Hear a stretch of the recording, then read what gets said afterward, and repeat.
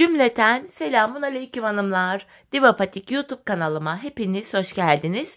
Bugün birlikte iki renkli çok güzel bir 5 şiş patik yapacağız. Ben patiğimde krem ve mor olmak üzere 2 tane normal patiklik ip kullandım. Şişlerim 3 numara. Hemen modelimi de gösteriyorum. İşte hanımlar. Modelimiz bu şekilde.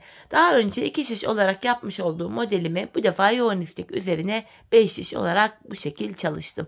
Patiğimiz böyle. Tabanımız, patiğimizin topuk kısmı, model bu. Bu patik benim elimin ölçülerine göre 37, 38 ve 39 numara ayaklar için uyumlu oldu. Hemen patiğimize başlayalım. Burun kısmından başlıyoruz hanımlar. Mor ipim ile şu ipimin ucunda küçük bir miktar ip bıraktım. 12 ilmek atıyorum. 2, 3, 4, 5, 6, 7, 8, 9, 10, 11 ve bir ilmek daha atıyorum 12. 12 ilmeğimi attım, geri dönüyorum. Geri döndüğümüzde bakın arka yüzdeyiz hanımlar. İlk ilmeğimi örmeden alıyorum. Arka yüzde diğer ilmeklerimi sırasıyla ters olarak örüyorum.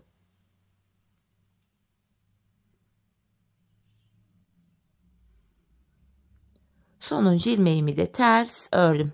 Geri dönüyorum. Şimdi de ön yüzdeyim. Bu aşamada artık düz örgü uygulaması yapacağız. 5'e de geçeceğiz.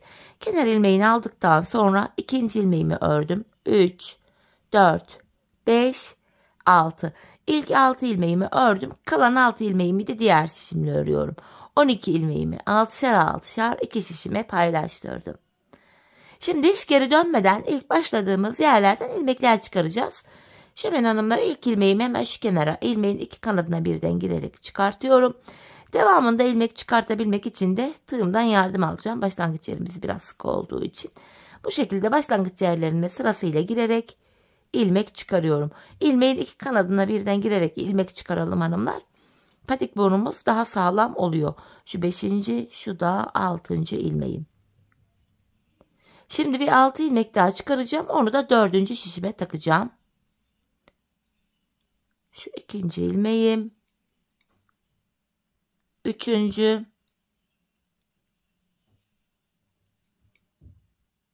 ilmek yarım geldi. Hemen düzelteyim. Şu 3. ilmeğim. 4. 5 ve bir ilmek de şu kenara girerek çıkartıyorum 6. 4 şişimde de 6'şar ilmeğim oldu. 5. şişime aldım.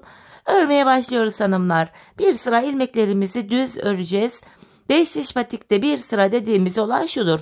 4 şişimizdeki ilmeklerimizi de örüp tamamlayınca bir sıra örmüş oluyoruz. 2. şişime geldim. Boşalan şişimiz ile sıradaki şişteki ilmeklerimizi örüyoruz. 5 şiş patik böyle dolana dolana örülüyor. 2. şişimdeki 6 ilmeğimi de ördüm. 3. şişime geldim. Şimdi de buradaki 6 ilmeğimi öreceğim.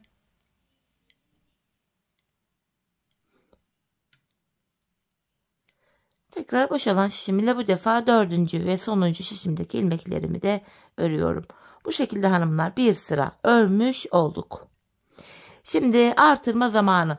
Patik burnumuza şöyle baktığımız anda artırma işlemini şu sağ ve sol kenardan yapıyoruz. Orta kısımdan artırma yapmıyoruz. Şişlerin yerini karıştırdım diyenler varsa da şu 1. şişin altına şuraya bir işaret koyarak, ya ip ya da bir iğne gibi işaret koyarak şişlerin yerini öyle karıştırmadan bulabilirler. Şimdi 1. şişimdeyim. Kenarımız sağ tarafta. 2 ilmek örüyorum. Ardından 2. ilmeğimin altındaki hemen şu ilmeğimin kenarına girdim ve buradan aldığım ilmeğimi de düz örüyorum.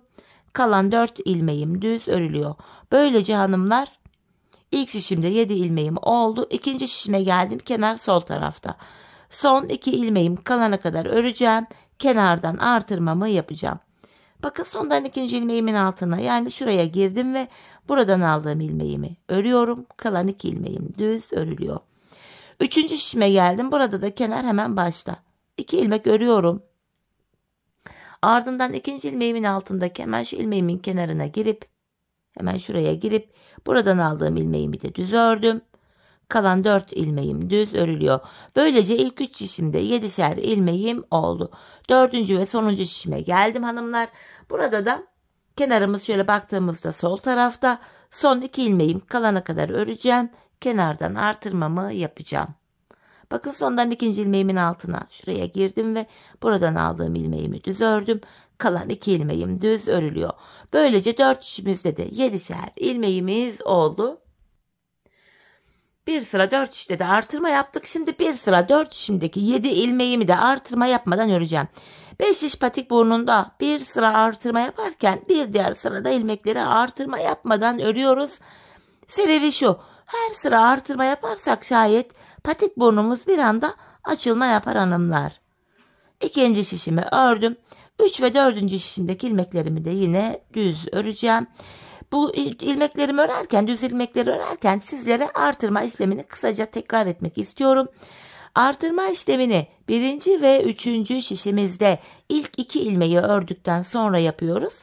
2. ve 4. şişimizde de son 2 ilmek kalana kadar örüp öyle artırıyoruz. Evet hanımlar, bir sıra ilmeklerimi düz ördüm. Tekrar artırma zamanı. İlk şişimdeyim. Kenar başta. 2 ilmek örüyorum. Ardından ikinci ilmeğimin altında şu ilmeğimin kenarına girdim ve buradan aldığım ilmeğimi de örüyorum. Kalan 5 ilmeğim düz örülüyor. Birinci şişimde 8 ilmeğim oldu. İkinci şişime geldim hanımlar. Kenarımız sol tarafta. Son 2 ilmeğim kalana kadar öreceğim. Kenardan artırmamı yapacağım. Bakın sondan ikinci ilmeğimin altına şuraya girdim ve buradan aldığım ilmeğimi örüyorum. Kalan 2 ilmeğim düz örülüyor. Burada da 8 ilmek oldu. 3. şişimdeyim, kenar başta. 2 ilmek örüyorum. Sonrasında en son ördüğüm ilmeğin altına, yani şuraya girerek buradan aldığımı da düz ördüm. Kalan 5 ilmeğimi yine örüyorum. İlk 3 şişimde 8'er ilmeğim oldu. 4. ve sonuncu şişime geldim. Kenar solda. Son 2 ilmeğim kalana kadar öreceğim. Sondan ikinci ilmeğimin altına, yani şuraya gidiyorum ve buradan aldığımı da düz ördüm. Kalan 2 ilmeğim düz örülüyor. Böylece 4 şişimizde de hanımlar 8'er ilmeğimiz oldu. Şimdi bir sıra 4 şişimizdeki 8 ilmeği düz öreceğiz. Sonraki sıra artıracağız. Sonra tekrar düz öreceğiz, artıracağız. Patik burnumuzu böyle tamamlayacağız. Hanımlar, ben bu patiğimde her bir şişimde 14'er ilmek olana kadar artırdım. Ardından modelimi kurdum. Esneyen bir model hanımlar. Artırmaları yaparken bunu da göz önünde bulunduralım. Şimdi hep birlikte artırmaları yapalım gelelim. Ardından birlikte modelimizi kuralım. Evet hanımlar, ben her bir şişimde 14'er ilmeğim olana kadar artırmalarımı yaptım. Geldim, artırmadan sonra bir sıra düz örmedim. Hemen modele geçeceğiz. Modelimizin hanımlar bu ilk sırasında ilmeklerin tamamını ters öreceğiz. Ön yüze haroşa örgü düşecek bu şekilde. Bakın, ilmeklerin hepsini sırası ile ters olarak örüyorum. Bu şekilde. Yani haroşa örgüyü bu şekilde elde ediyoruz.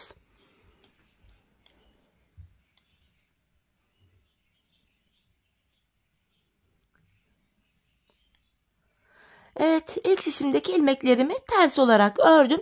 Diğer 3 şişimizdeki ilmekleri de yine aynı şekilde ters örelim gelelim. Evet hanımlar, diğer 3 şişimdeki ilmekleri de ters ördüm. Bu şekilde burada bir diş haroşamız oluştu. Şimdi krem ipime geçiyorum hanımlar. Model kurulumunu krem ipimiz ile yapacağız. İlmeklerimi krem ipim ile düz öreceğim. Bu sırada haroşa örgü uygulaması yapıyoruz. Bir sıra düz, bir sırada ters örgü örünce bir diş haroşa düşüyor. İlk ilmeğimi ve ikinci ilmeğimi de hemen ördükten sonra krem ipimin ucunu şurada yine kendine düğümleyeceğim, patiğimiz sökülmesin diye. Bu şekilde hanımlar, bu kenardan ilk 13 ilmeğimi krem ipim ile düz örüyorum. 13 ilmek. Şöyle krem ipin ucunu da gizleyerek getirdim. İlk sırada ilmeklerimizi düz örüyoruz. 14 ilmeğim vardı. 13'ünü düz örüyorum. Bakın, 13 tane ördüm. 14. mor ilmeğimi örmeden sağ şişime aldım. Bakın, şu modelimize başladık. Krem ipimiz ile modelin birinci sırasını yapıyoruz.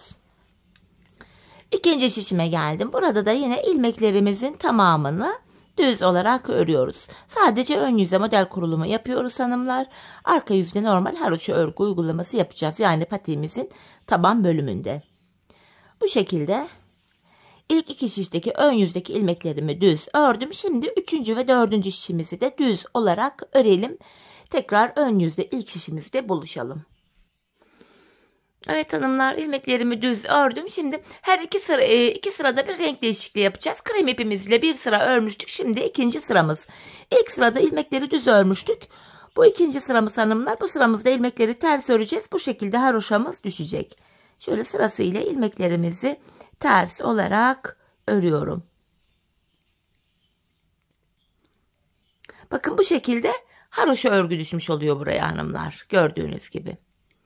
Ters örmeye devam edeceğim ilmeklerimi.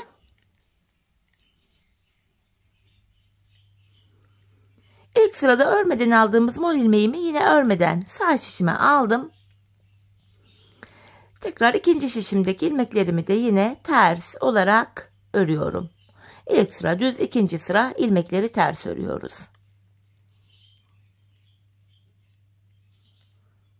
Bu şekilde ilmeklerimizi ilk iki şişimizde ters ördük.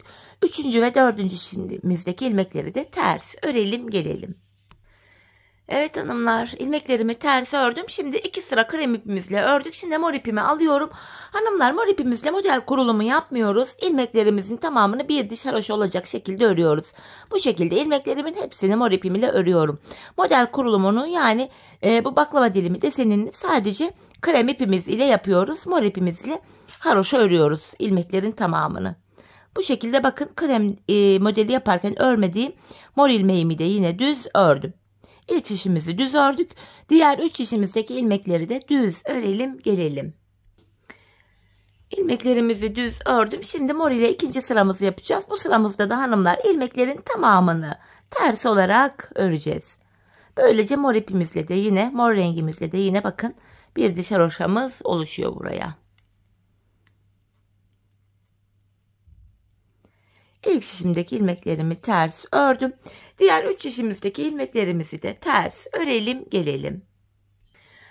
Evet hanımlar, ilmeklerimi mor ipim ile ters ördüm geldim. 2 sıra moru kullandık. Şimdi kremi alacağım. Krem ile modelin ikinci sırasını yapacağız hanımlar. Bakın şuradaki bir diş krem haroşada bir sıra yapmıştık. Şimdi modelin ikinci sırasını yapıyoruz. Baklava dilimi deseninin, yani bu. Şimdi hanımlar, bir önceki modeli yaparken ilk krem modeli yaparken 13 ilmek örmüştük. Şimdi 12 ilmek krem ipim ile düz örüyorum. Şu 3 oldu. 4, 5, 6, 7, 8, 9, 10, 11, 12. 12 ilmek ördükten sonra bir tane moru örmeden alıyorum. Bir krem örüyorum. İkinci şişime geldim. Yeniden ikinci şişimdeki ilk moru örmeden aldım. Baklava dilimi şeklinde desen bu şekilde açılıyor. Diğer ilmeklerimi krem ipim ile düz olarak örüyorum. Krem ipimizle modelin ikinci sırasını bu şekilde yaptık hanımlar. Şimdi 3. ve 4. şişteki tabandaki ilmekleri de düz örelim gelelim. Evet hanımlar, şimdi tekrar birinci şişimdeyim. Bu sıramızda da ilmekleri ters öreceğiz. Krem ilmeklerimi ters olarak örüyorum. Bu şekilde ters örgü uygulaması yapıyoruz. Bir önceki sırada örmeden aldığımız bakın mor ilmeğimiz var. Bunu yine örmeden alıyorum. Aradaki bir kremimi ters ördüm. İkinci şişime geldim. Buradaki moru da yine örmeden alıyorum. Diğer ilmeklerin tamamını yine ters olarak örüyorum. Bu şekilde modelimize devam ediyoruz.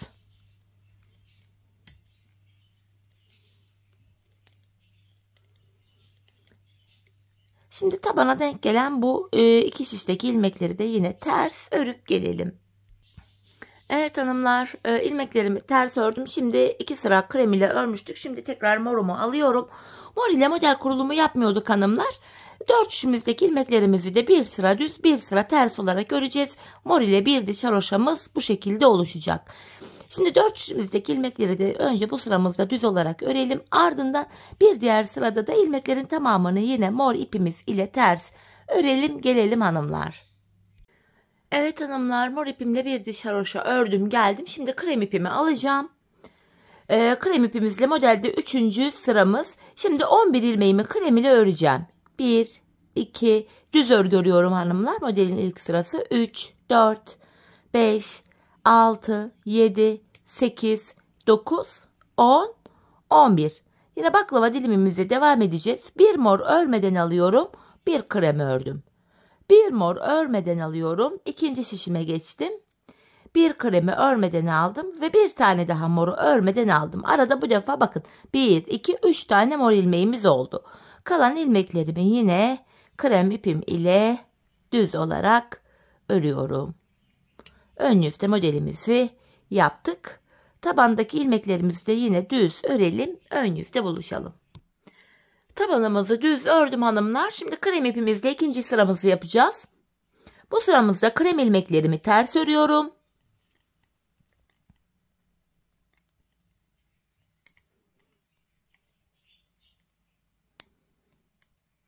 Yine mor ilmeklerimi örmeden sağ şişimi alıyorum. Aralarda birer kremi de yine ters örüyoruz.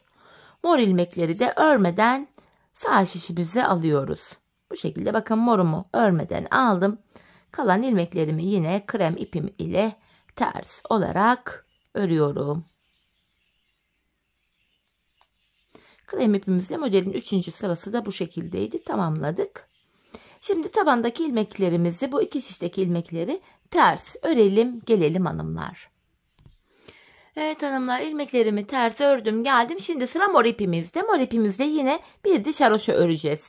Bu sıramızda hanımlar 4 şişimizdeki ilmeklerimizi böyle düz olarak öreceğiz. Bir diğer sırada ilmeklerimizi mor ipimizle ilmeklerin tamamını ters öreceğiz. Bir diş haroşa olacak. Bu şekilde hanımlar renkli ipimiz ile bir diş haroşamızı örüp gelelim. Evet hanımlar, mor ipim ile bir diş haroşa ördüm geldim. Şimdi krem ipime geçiyorum. Modelimde 4. sıradayım. Bu sıramızda da 10 ilmek örüyorum. 1, 2, ilk sırada düz örüyorum. 3, 4, 5, 6, 7, 8, 9, 10.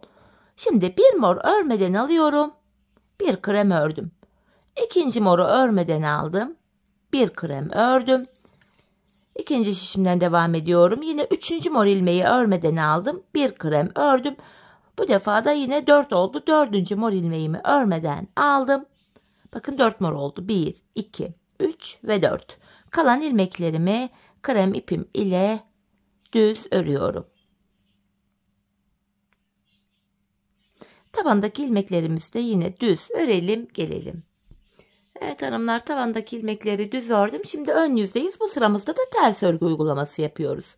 Krem ilmeklerimi krem ipim ile ters olarak örüyorum. Bir sıra düz, bir sıra ters örgü uygulaması yapınca haroşa örgü oluyor. Yine mor ilmeğimi örmeden aldım. Bir kremi ters ördüm. Morları örmeden alıyorum. Yine aralardaki birer kremi ters örüyorum. Tekrar bir mor ilmek örmeden aldım. Diğer ilmeklerimi ters olarak örüyorum. 4. sıra modelimiz de bu şekildeydi. Yine tabandaki ilmekleri ters örelim gelelim. Evet hanımlar, tekrar modelli taraftayız. Bu defa mor ipimizle yine bir diş haroşa öreceğiz. İlmeklerin tamamını bir sıra düz örelim. Ardından yine 4 dişimizdeki ilmekleri bir sıra ters örelim gelelim. Evet hanımlar, bir diş haroşamı mor ipimle ördüm. Şimdi modelde krem ipimizle 5. sırayı yapacağım. 9 ilmek krem örerek başlıyorum. 1, 2, 3, 4, 5, 6, 7, 8, 9. Bir mor örmeden aldım. Bir krem düz örüyorum. İkinci moru örmeden aldım. Bir krem ördüm. Üçüncü moru örmeden aldım. Bir krem ördüm. Dördüncü moru örmeden aldım. Bir krem ördüm. Beşinci moru örmeden aldım. Arada 5 tane mor ilmek oldu bu sıramızda. Kalan ilmeklerimi de krem ipim ile düz örüyorum. Tabanımızı yine düz örelim gelelim hanımlar. Evet, tabanımızı ördüm, ön yüzdeyim. Bu sırada da ilmekleri ters örüyorum. Krem ipim ile ters örüyorum.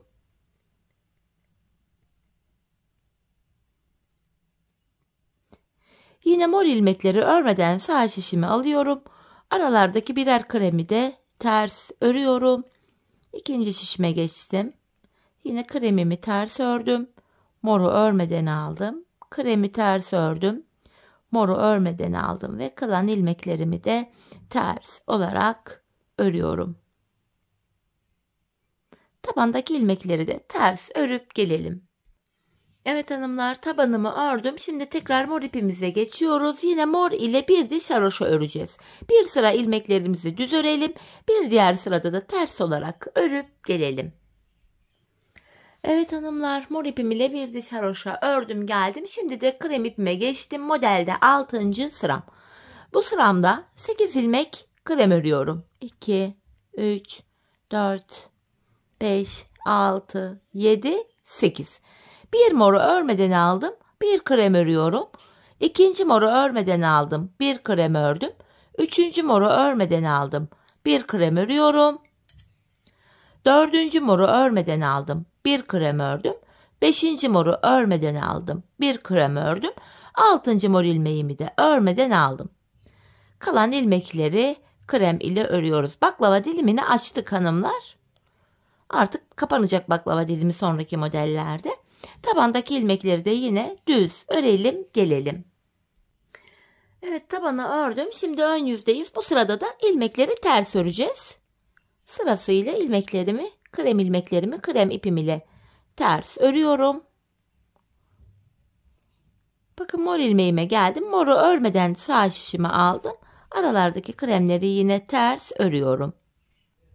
İkinci şişimde de yine aynı işlemi uygulayacağım. Mor ilmeklerimi örmeden yine sağ şişimi alırken krem ilmeklerimi ters olarak örüyorum. Bu şekilde 6. sıramız tamamlanmış oluyor. Tabanımızı da yine ters örelim gelelim hanımlar. Evet hanımlar, tabanımı ördüm geldim. Tekrar mora geldik. Mor ipimizle yine burada bir diş haroşa olacak şekilde ilmekleri öreceğiz. 4 şişimdeki ilmeklerimi bir sıra düz öreceğim. Sonraki sırada yine ilmekleri ters olarak öreceğim. Geleceğim hanımlar. Sonrasında buluşalım. Evet hanımlar, renkli ipimle bir diş haroşa olacak şekilde ördüm geldim. Baklava dilimini açtık hanımlar. Tamamladık. Şimdi baklava dilimimiz bu şekilde modelde gördüğünüz gibi kapanmaya başlıyor. Bu sıramızda hanımlar, modelde de 7. sıramız bu. Bu defa 9 ilmek krem öreceğim. 9 ilmek krem. 1, 2, 3, 4, 5, 6, 7, 8, 9. Bir tane mor örmeden aldım. Bir krem örüyorum. İkinci moru aldım. Bir krem örüyorum. Üçüncü moru örmeden aldım. Bir krem örüyorum. Dördüncü moru örmeden aldım. Bir krem ördüm. Beşinci moru örmeden aldım. Kalan ilmeklerimi düz olarak hepsini örüyorum. Tabandaki ilmekleri de düz örelim gelelim. Tabanımızı ördüm geldim hanımlar. Ön yüzdeyiz. Krem ipimizle ikinci sırada ilmeklerimizi ters öreceğiz. Sadece mor ilmeklerimizi örmeden yine sağ şişimize alacağız. Bu şekilde morumu örmeden aldım. Bir krem ters ördüm. Böyle devam ediyoruz. İkinci şişimdeyim. Krem ilmeğimi ters örüyorum. Morumu örmeden aldım. Kremimi ters ördüm. Morumu örmeden aldım. Kalan ilmeklerimi de krem ipim ile ters olarak örüyorum. Tabandaki ilmekleri de yine ters örelim gelelim. Evet hanımlar, tekrar ilk şişimdeyim. Mor ipimizle yine bir diş haroşa öreceğiz. Bir sıra ilmeklerimizin tamamını düz olarak örelim. Bir sonraki sırada yine ilmeklerimizi ters olarak örelim. Bir diş haroşamızı yapıp gelelim. Evet hanımlar, mor ipim ile bir diş haroşamı örüp geldim. Şimdi de modelimizde 8. sıramızı yapıyoruz. Krem ipimiz ile 10 ilmek krem örüyorum. 1, 2, 3, 4, 5, 6, 7, 8, 9, 10. Bir tane mor örmeden aldım. Bir krem örüyorum. İkinci moru örmeden aldım. Bir krem ördüm. İkinci şişimden devam ediyorum. Üçüncü moru örmeden aldım. Bir krem ördüm. Dördüncü mor ilmeğimi de yine örmeden aldım. Kalan ilmeklerimi krem ipim ile düz örüyorum. Tabanımızı da yine düz örelim gelelim. Evet, tabanımızı ördüm. Krem ipimizle modelde 2. sıramızı yapıyoruz. Yine ilmeklerimizi, krem ilmeklerimizi ters olarak öreceğiz. Mor ilmekleri yine örmeden alacağız. Bakın morumu aldım, bir krem ters. Morumu aldım, bir krem ters.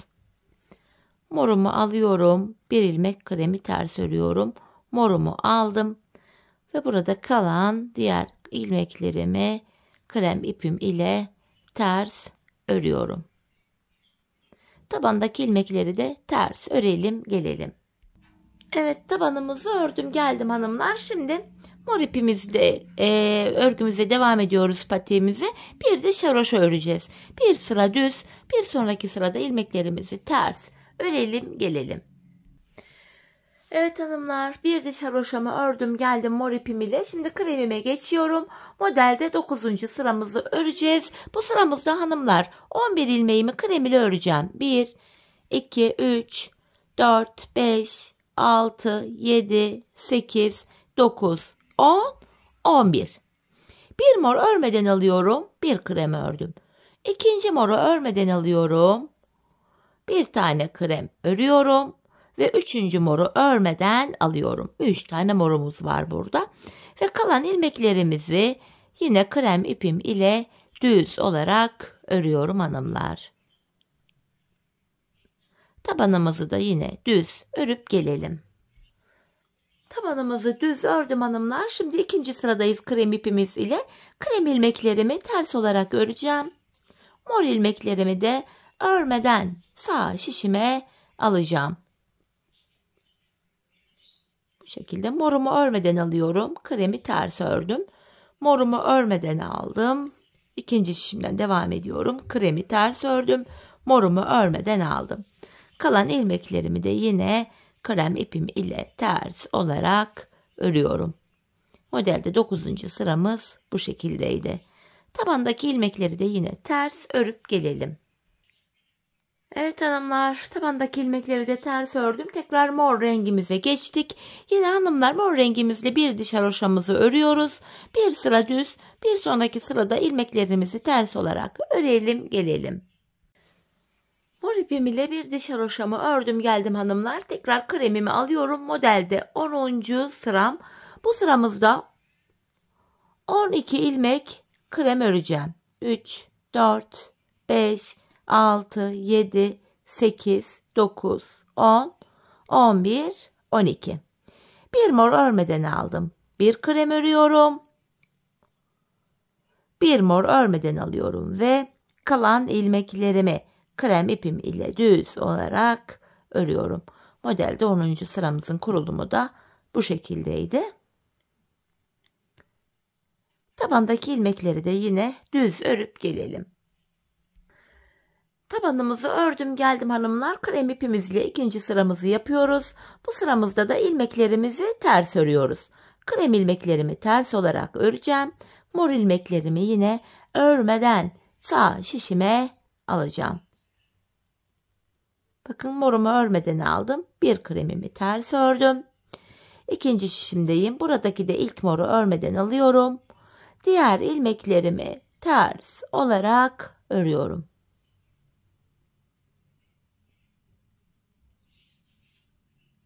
Yine tabanımızda ters örüp gelelim. Evet hanımlar, tabanımızı ördüm geldim. Tekrar ön yüzdeyiz. Yine mor ipimizle bir diş haroşamızı öreceğiz. Bir sıra boyunca ilmeklerimizi düz, bir sıra boyunca da ters olarak örelim. Bir diş haroşamızı yapıp gelelim. Evet hanımlar, bir diş haroşamı renkli ipimle ördüm geldim. Şimdi modelde 11. ve sonuncu sıradayız. Baklava dilimimiz bu sıramızda kapanıyor. Krem ipimi aldım. Yine 13 adet ilmeğimi krem ipim ile düz örüyorum. 1, 2, 3, 4, 5, 6, 7, 8, 9, 10, 11, 12, 13. Ortadaki bir moru örmeden aldım. İkinci şişime geçiyorum. Buradaki ilmeklerimin de yine tamamını düz olarak örüyorum. Modelimizin 11. ve sonuncu sırası da bu şekildeydi. Tabandaki ilmeklerimizi de yine düz örüp gelelim. Evet, tabanımızı ördüm geldim hanımlar. Şimdi krem ipimizle ikinci sıramızı yapacağız. Yine krem ilmeklerimi ters olarak örüyorum.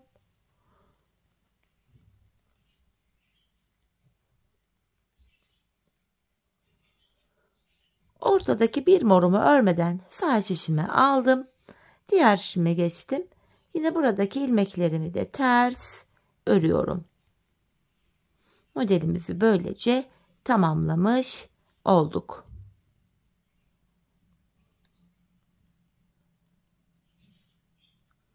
Tabandaki ilmekleri de yine ters örelim gelelim. Evet hanımlar, tekrar ön yüzdeyiz ve mor ipimizle buraya son kez bir diş haroşamızı daha örüyoruz. Bu şekilde hanımlar, bir sıra düz bir sıra ters olacak şekilde ilmeklerimizi örelim. Artık krem ipimizi de kesip arkaya düğümleyebiliriz. Videonun devamında renkli ipimizi kullanacağız. Buraya renkli ipimizle bir diş haroşamızı örüp gelelim. Evet hanımlar, buraya mor ipim ile bir diş haroşamı ördüm geldim. Şimdi bilek ayrımını yapacağız hanımlar. Ön yüzde ilk şişimdeyim. Bu aşamada 14 ilmeğim vardı. Şişimde son bir ilmeğim kalana kadar ilmeklerimi örüyorum. Yani ilk 13 ilmeğimi öreceğim.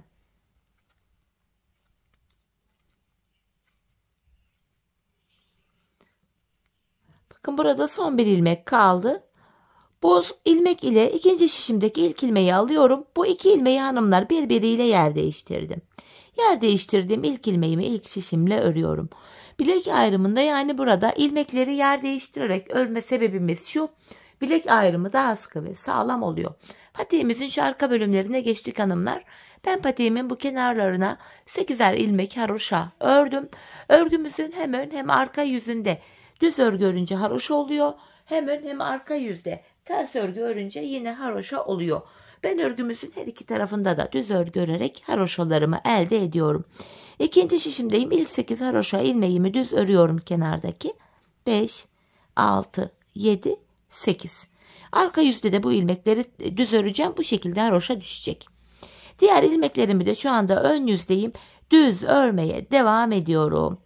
Patiğimizin arka bölümüne geçtik. Bu bölümde ön yüzde düz, arka yüzde de ters örgü uygulaması yapacağız hanımlar. Bilek ayrımına kadar öreceğiz. Ardından geri döneceğiz.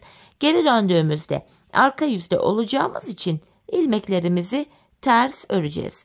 Tabandaki diğer şişime geçtim. Yine buradaki ilmeklerimi de düz örmeye devam ediyorum.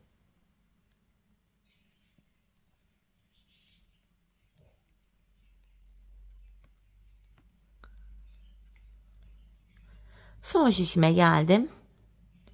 Buradakileri de düz örüyorum. Son 8 ilmeğin bilek kenarında haroşa, bunları da yine düz öreceğim. Bilek ayrımına kadar ördüm. Şimdi geri dönüyorum. Yapacağımız işlem bu. Bilek ayrımına kadar öreceğiz, geri döneceğiz, öreceğiz, geri döneceğiz. Geri döndüm, arka yüzdeyim. Ben sonuncu ilmeklerimi ördüğüm için ilk ilmeğimi örmeden aldım. Diğer ilmeklerimi, yani kenar ilmeğimle birlikte toplam 8 haroşa ilmeğimi düz örüyorum. Bakın 8 ilmek düz ördüm. Ön yüze bir diş haroşa düştü. Diğer ilmeklerimi de arka yüzde olduğum için ters olarak örüyorum. Bir diğer şişime geçtim. Yine buradaki ilmeklerimi de ters örüyorum. Hanımlar, patiğimizin arka bölümünde yapacağımız işlem bundan ibaret. Bilek ayrımı yaptığımız yere kadar öreceğiz, geri döneceğiz, öreceğiz, geri döneceğiz. Ön yüzdeysek eğer düz örgü, arka yüzdeysek de ters örgü uygulaması yapacağız. Sadece kenarlardaki 8'er ilmek haroşamızı haroşa olarak örmemiz gerekiyor. Tek detay bu. Başka da yapılacak bir model, detay, ayrıntı yok.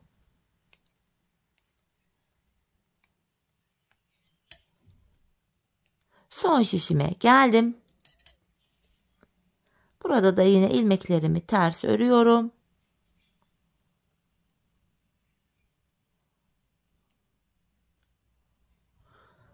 Son 8 ilmeğim haroşa, son 8 ilmeğimi düz öreceğim. Bakın, bilek ayrımı yaptığımız yere geldik. Yine geri dönüyorum. Tekrar ön yüzdeyiz hanımlar. Yine kenar ilmeğimle birlikte toplam 8 ilmek haroşam düz olarak öreceğim. Yine ön yüzde olduğum için diğer ilmeklerimi de düz örmeye devam edeceğim. Bilek ayrımına kadar öreceğiz, geri döneceğiz hanımlar. Bu şekilde patiğimizin arka bölümünü yapacağız. Şöyle baktığımızda hanımlar şu kenarlarımızda birer diş haroşa oldu. Şurada 2 diş haroşa mor ile görünebilir ama bu sonuncu haroşamız, bakın buradaki haroşa modelden sonraki yaptığımız haroşaydı, onu saymıyoruz. Az önce arka bölümde bir diş haroşamızı oluşturduk. Ben patiğimin şu arka bölümüne toplamda 15 diş 15 sıra haroşa ördüm. Benim ölçülerime göre tam oldu. Sizler bu aşamada hanımlar patiğinizin arka bölümünü örerken ayağınıza giyin patiğinizi, ölçün. Bu arka bölümü topuğunuzun şu kenarına gelene kadar örmeniz gerekiyor. Bu şekilde ölçü alarak yaparsanız patik ayağınıza tam olur. Şimdi hep birlikte kendi ölçülerimize göre patiğimizin arka bölümünü örelim gelelim, ardından birlikte topuğumuzu keselim.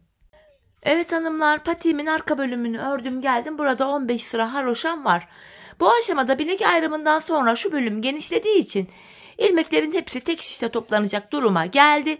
Ben bu aşamada ön yüzden baktığımızda topuk kesiminde bana kolaylık sağlasın diye sol çişime 24 ilmek ayırdım. Kalan ilmeklerimin hepsini sağ çişime taktım. Şimdi topuğumuzu örmeye başlayacağız. Bu bölümde kenardaki 8 ilmek haroşamızı yine haroşa olarak örmeye devam edeceğiz. Topuk bölümünde de model bütünlüğü sağlansın diye 8 haroşamı ördüm. Ön yüzdeyim. İlmeklerimi düz olarak ve sayarak örmeye devam edeceğim. 8 haroşamı örmüştüm. 9, 10, 11, 12, 13, 14, 15, 16, 17, 18, 19, 20, 21, 22, 23. İlk 23 ilmeğimi normal ördüm. 24. ilmekte öndeki 2 ilmeği alıyorum. İkisini keserek örüyorum. İlk kesimimi yaptım. 23 ördüm. 24'te kesim yaptım. Zaten bu sol tarafa da 24 ilmek ayırmıştık. Topuğumuz için orta kısma baktığımızda burada da 7 ilmek kaldı. Bu 7 ilmek her seferinde birer birer kesilecek, eksilecek, bitecek ve topuğumuz oluşacak. Kesimden sonra geri dönüyorum hanımlar. Arka yüzdeyim. İlk ilmeğimi örmeden alıyorum. Arka yüzde olduğum için ilmeklerimi ters olarak örüyorum. Sadece kenardaki son 8 haroşa ilmeğimi düz öreceğim.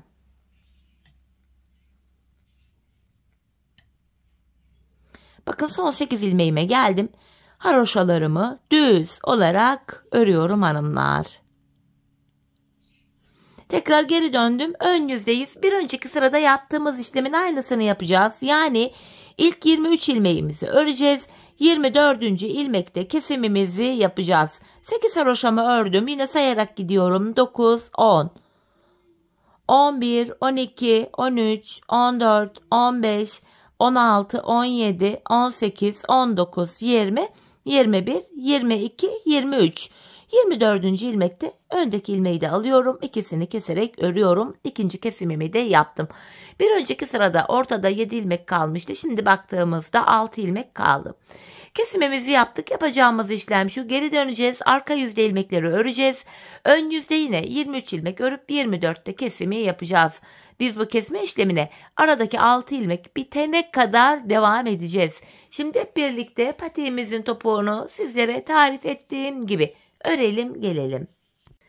Evet hanımlar, aradaki ilmekler bitene kadar patiğimin topuğunu ördüm geldim. İlk başta sol tarafa 24 ilmek ayırmıştık.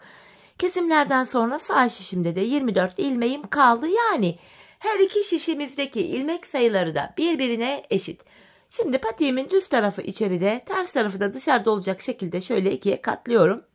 Ben tığ ile kolay kesim yapabildiğim için tığımı aldım hanımlar. İlk kesimim şöyle. Benden taraftaki şişten bir ilmek, ikinciden de bir ilmek aldım. İkisini topluyorum. Diğer kesimlerim de şöyle oluyor. Benden taraftaki şişten bir ilmek, ikinciden de bir ilmek alıyorum. İkinci ilmeği ilkinin içinden geçirip tığımdaki ilmekleri topladım.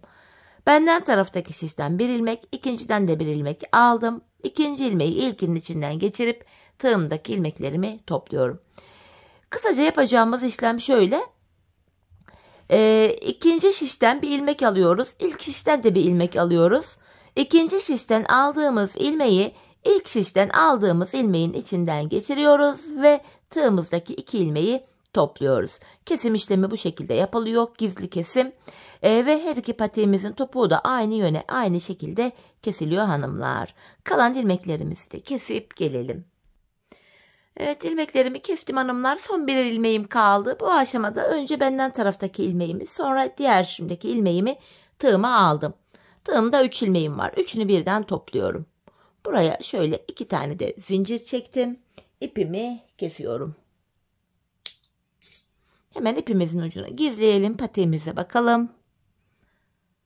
Şöyle sıkılayarak arka ilmek aralarından geçirerek ipimin ucunu gizliyorum. Hemen bakalım hanımlar topuğumuza. Bakın gizli kesim. Bu şekilde ayağı giyince şöyle görünüyor. İzi bile belli değil. Çok şık, çok temiz bir görüntüsü oluyor bu tarz topukların. Görüntü itibariyle hanımlar patiğimiz şöyle. Modelli tarafı bu. Hemen manken ayağıma da giydireyim hanımlar. Patiğimizi ayağımızda da görelim. Çok güzel, şık, hoş bir patik oldu. Ben çok beğenerek, çok severek yaptım. Daha önce dediğim gibi 2 şiş olarak yapmıştım. Çok beğenildi. İstek üzerine bu şekilde 5 şiş olarak da çalıştım. Umarım beğenirsiniz. Yapacak olanlara da şimdiden kolay gelsin. Evet hanımlar, patiğimizin mankendeki duruşu da bu şekilde. Yandan duruşumuz, diğer kenarımız, topuk kısmı, tabanımız, model bu. Evet, yine birlikte güzel bir modelin daha sonuna geldik. Umarım sizlere faydalı, hoş bir video olmuştur. Yeni modellerde, yeni videolarda buluşmak dileğiyle. Şimdilik hoşça kalın, sağlıcakla kalın.